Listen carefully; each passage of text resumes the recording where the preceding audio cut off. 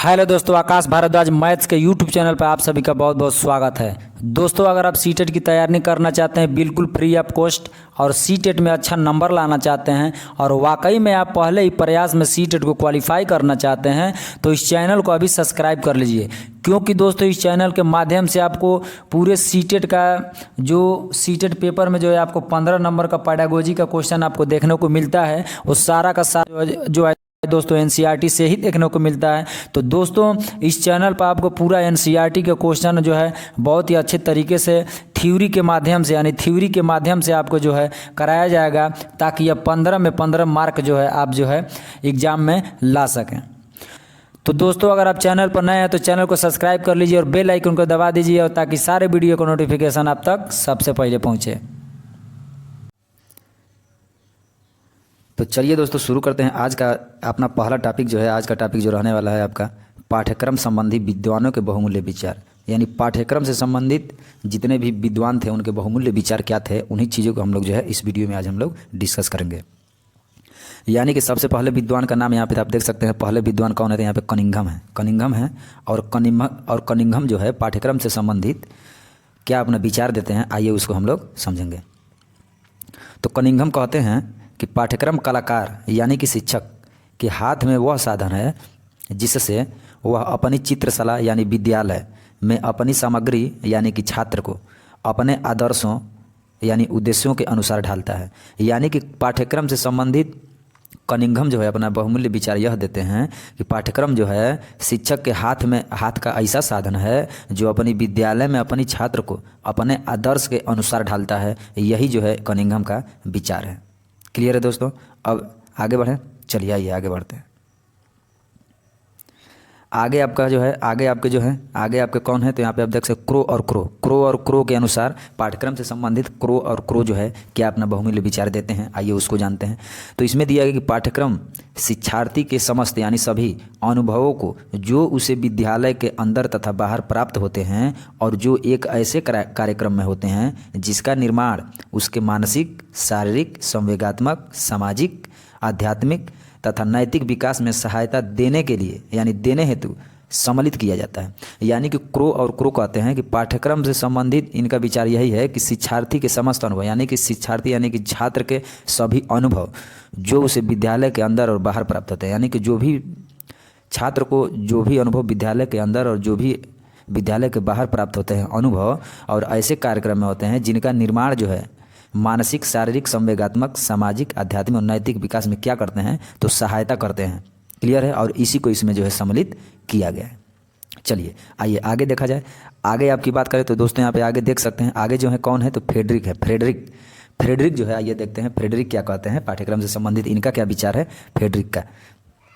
तो फ्रेडरिक कहते हैं आधुनिक पाठ्यक्रम माने कि इस समय का जो पाठ्यक्रम है व्यक्तिगत और सामूहिक जीवन के समस्त विस्तृत क्षेत्र को अपने अंदर समेटता है। यानी कि सामूहिक जीवन के सभी जो विस्तृत क्षेत्र हैं, फैला हुआ जितना क्षेत्र है सबको अपने अंदर क्या करता है तो ये समेट लेता है।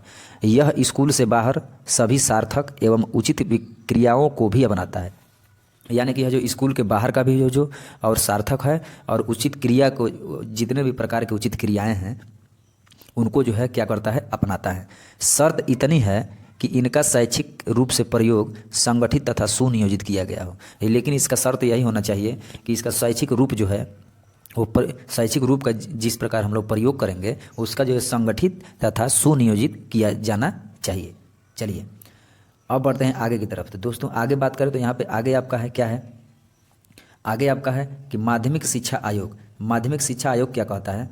तो आइए देखते हैं माध्यमिक शिक्षा आयोग कहता है कि विद्यालय का संपूर्ण जीवन पाठ्यक्रम है। यानी कि विद्यालय का जो पूरा जीवन जो है क्या है पाठ्यक्रम ही है, जो छात्रों के सभी पक्षों को प्रभावित करता है। यानी कि छात्रों के सभी पक्ष यानी कि भावात्मक पक्ष, क्रियात्मक पक्ष, इन सभी पक्षों को जो है क्या करता है प्रभाव डालता है और उनके संतुलित व्यक्तित्व के विकास में सहायता दे सकता है।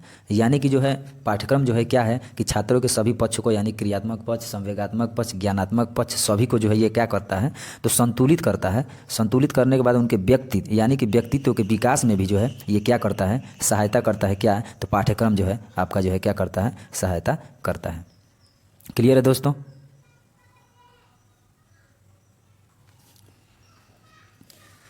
चलिए दोस्तों, अब हम लोग चलते हैं अगले टॉपिक की तरफ। अगला टॉपिक जो है हम लोगों का रहने वाला है क्या, कि अगला टॉपिक है आपका पाठ्यक्रम एनसीएफ 2005 के अनुसार, यानी कि 2005 के अनुसार आपका पाठ्यक्रम क्या रहना चाहिए प्राइमरी में।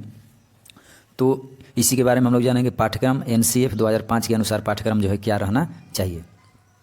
तो पाठ्यक्रम एनसीएफ के अनुसार क्या रहना चाहिए कि पहला नंबर ये होना चाहिए कि यह शिक्षा उद्देश्यों के अनुकूल होना चाहिए, यानी कि यह जो है पाठ्यक्रम जो है एनसीएफ 2005 के अनुसार इसका शिक्षा जो है क्या होना चाहिए, उद्देश्यों के अनुकूल होना चाहिए, यानी कि इसका जो है कोई ना कोई उद्देश्य होना चाहिए। क्लियर है। चलिए आगे अगर बात करें तो यह महत्वाकांक्षी होना चाहिए, ताकि यह मात्र संकीर्ण उद्देश्यों को प्राप्त करने के बजाय ऊंचे उद्देश्यों को प्राप्त करें, यानी कि छोटे उद्देश्य को प्राप्त ही नहीं बल्कि बड़े से बड़े उद्देश्य को भी इसका जो है पाठ्यक्रम का जो है उद्देश्य जो है प्राप्त होना चाहिए।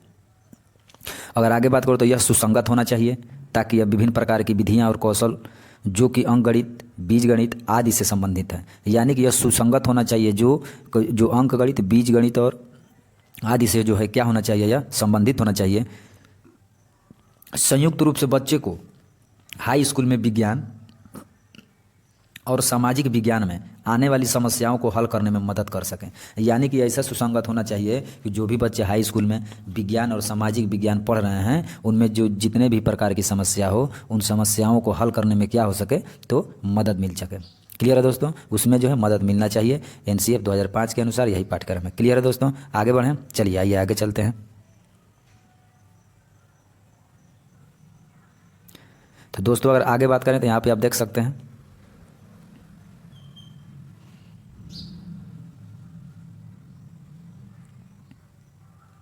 आगे बात करें तो दोस्तों यहाँ पे आगे जो है यह महत्वपूर्ण होना चाहिए कि ताकि शिक्षार्थी समस्याओं को हल करने की आवश्यकता महसूस कर सकें, यानी कि समस्या को जो है यह भी महत्वपूर्ण होना चाहिए कि जितने भी जो है शिक्षार्थी हैं क्या होना चाहिए, उनको जो है समस्या को हल करना चाहिए।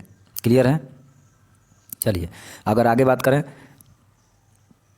शिक्षार्थी और शिक्षक इनका समस्याओं को हल करने में अपने समय और ऊर्जा को उचित समझें। गणितज्ञ इसे एक गतिविधि समझे जो गणितीय रूप में लाभकर हो। क्लियर है। चलिए आगे चलते हैं।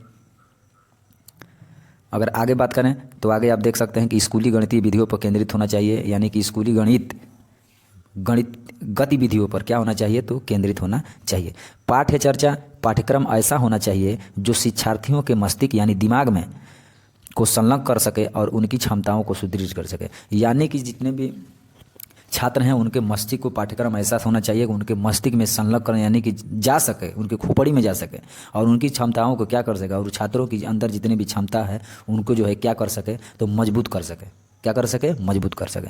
आगे अगर बात करें तो पाठ्यक्रम बच्चों की जीवंत वास्तविकताओं से संबंधित होना चाहिए, यानी कि पाठ्यक्रम एनसीएफ 2005 का ऐसा होना चाहिए कि बच्चों के जीवंत यानी जीवन तक वास्तविक उनके वास्तविक संबंधी जितनी भी घटनाएं घट रही हैं उसी से जो है क्या होना चाहिए, तो संबंधित होना चाहिए।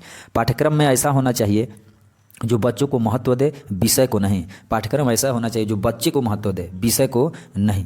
क्लियर है। चलिए आगे बात करें तो पाठ्य चर्चा केवल उच्चतर माध्यमिक और विश्वविद्यालयी शिक्षा की तैयारी के लिए निर्मित नहीं होना चाहिए। पाठ्यक्रम ऐसा होना चाहिए जो केवल उच्चतर माध्यमिक और विश्वविद्यालयी शिक्षा की तैयारी के लिए यह नहीं बनना चाहिए, ये जो है और भी आगे जाना चाहिए। यह जो है क्या होना चाहिए, और भी आगे जाना चाहिए। पाठ्यक्रम में प्रतिदिन की भाषा, यानी पाठ्यक्रम में जो है जो रोज़ बोलचाल की जो भी भाषा है, गणितीय परिस्थिति का भाषा, गणित की समस्याओं को हल करने की भाषा एवं प्रतीकात्मक भाषा का प्रयोग होना चाहिए, यानी कि पाठ्यक्रम में ऐसा होना चाहिए कि जिसमें प्रतिदिन की भाषा, गणित परिस्थिति की भाषा, गणित की समस्या को हल करना और जो है इसमें प्रतीकात्मक यानी चिन्हों के भाषा का प्रयोग होना चाहिए। पाठ्यक्रम रटने की प्रवृत्ति को बढ़ावा न दें, यानी कि एनसीएफ 2005 कहते हैं कि पाठ्यक्रम जो है इसको रटने का बढ़ावा न दे छात्रों को, यानी कि छात्र इसको रटे न। चलिए और आगे बात करें